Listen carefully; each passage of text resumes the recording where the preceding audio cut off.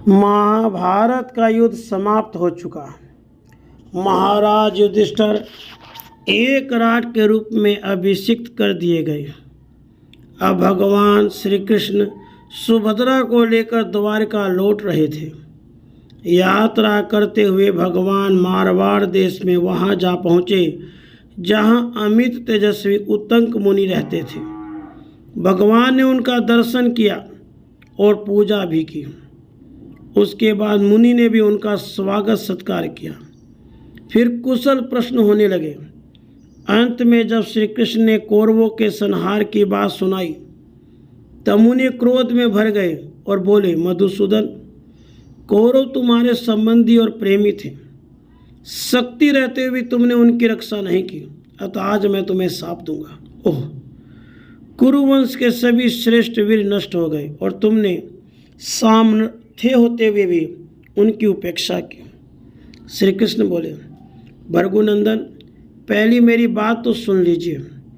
आपने जो बाल्य अवस्था से ब्रह्मचर्य का पालन कर कठोर तपस्या की है और गुरु भक्ति से अपने गुरु को संतुष्ट किया है, मैं वह सब जानता हूँ। पर इतना याद रख लीजिए, कोई पुरुष थोड़ी सी तपस्या के बल पर मेरा तिरस्कार नहीं कर सकता अथवा मुझे शाप नहीं दे सकता। मैं आपको कुछ अध्यात्म तत्व सुनाता हूँ, उसे सुनकर पीछे आप विचार कीजिएगा। महर्षि, आपको मालूम होना चाहिए, ये रुद्र, वसु, दैत्य, यक्ष, गंधर्व, राक्षस, नाग, अप्सराओं का मुझसे ही प्रादुर्भाव हुआ है। असत, सदसत, उससे परे जो अव्यक्त जगत है वह भी मुझ सनातन देवादि देव से अलग नहीं है। मैं धर्म की रक्षा तथा स्थापना के लिए महात्माओं के साथ अनेक बार अनेक योनियों में अवतार धारण करता हूँ।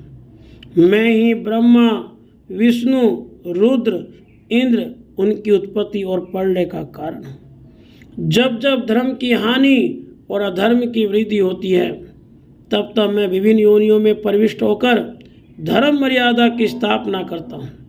जब देव योनि में अवतार लेता हूँ तो मेरे सारे आचार व्यवहार देवदूतों के देवताओं के समान होते हैं। गंधर्व योनि में अवतार लेने पर गंधर्वों के समान, नाग, यक्ष, राक्षस योनि में अवतार लेने पर उन योनियों के समान आचार व्यवहार का पालन करता हूँ। इस समय मैं मनुष्य रूप में प्रकट हुआ हूँ, इसलिए मैं कौरवों से दीनतापूर्वक प्रार्थना की, किंतु मोहग्रस्त होने के कारण उन्होंने मेरी बात नहीं मानी।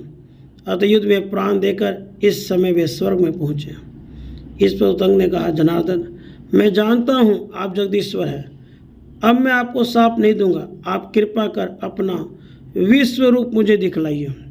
तत्पश्चात भगवान ने उन्हें सनातन विष्णु स्वरूप का दर्शन कराया और वर मांगने के लिए प्रेरित किया।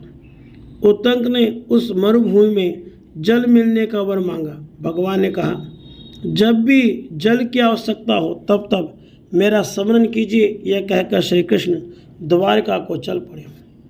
एक दिन उत्तंक मुनि को बड़ी प्यास लगी। वे पानी के लिए चारों ओर घूमने लगे। इतने में ही उन्हें श्री कृष्ण की बात स्मरण हो आई।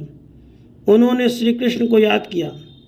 तब तक देखते क्या हैं, एक नंग धड़ंग कुत्तों से घिरा भीषण आकार का चांडाल चला आ रहा है। उस चांडाल के मूत्र इंद्रिय से अजस्त्र जल की धारा गिरती दिखाई देती थी। वह मुनि के निकट आकर बोला, महर्षि, आपको प्यास से व्याकुल देखकर मुझे बड़ी दया लगती है। आप जल्दी आकर मेरे पास जल पी लीजिए। यह सुनकर कुपित होकर उत्तंक उस चांडाल को डांटने लगे और वर देने वाले श्री कृष्ण को भी भला बुरा बकने लगे। उनके इनकार करने पर कुत्तों के साथ चांडाल वहीं गायब हो गया। यह देखकर महात्मा उत्तंक समझ गए श्री कृष्ण की ही यह सब माया है। तब तक भगवान श्री कृष्ण शंख चक्र गदा धारण किए वहाँ प्रकट हो गए। उनको देखते ही उत्तंक बोल उठे, केशव, प्यासे ब्राह्मण को चांडाल का मूत्र देना आपको उचित नहीं। श्री कृष्ण ने बड़े मधुर शब्दों से कहा, मनुष्य को प्रत्यक्ष रूप से अमृत नहीं पिलाया जाता। इससे मैंने चांडाल वेशधारी इंद्र को गुप्त रूप से अमृत पिलाने भेजा था, किंतु आप उन्हें पहचान न सके।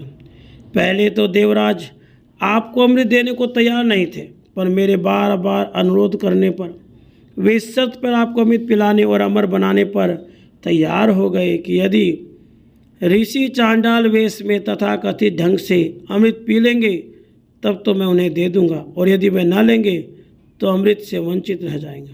पर खेद है, आपने अमृत नहीं ग्रहण किया, आपने उनको लौटाकर बहुत बड़ा बुरा किया। अस्तु, अब मैं आपको पुनः वर देता हूँ कि जिस समय आप पानी पीने की इच्छा करेंगे उसी समय बादल मरुभूमि में पानी बरसाकर आपको स्वादिष्ट जल देंगे। उन मेघों का नाम उत्तंक मेघ होगा। भगवान के यूँ कहने पर उत्तंक तब से बड़ी प्रसन्नता से वहीं रहने लगे। अब भी उत्तंक मेघ मारवाड़ की मरुभूमि में पानी बरसाते रहते हैं।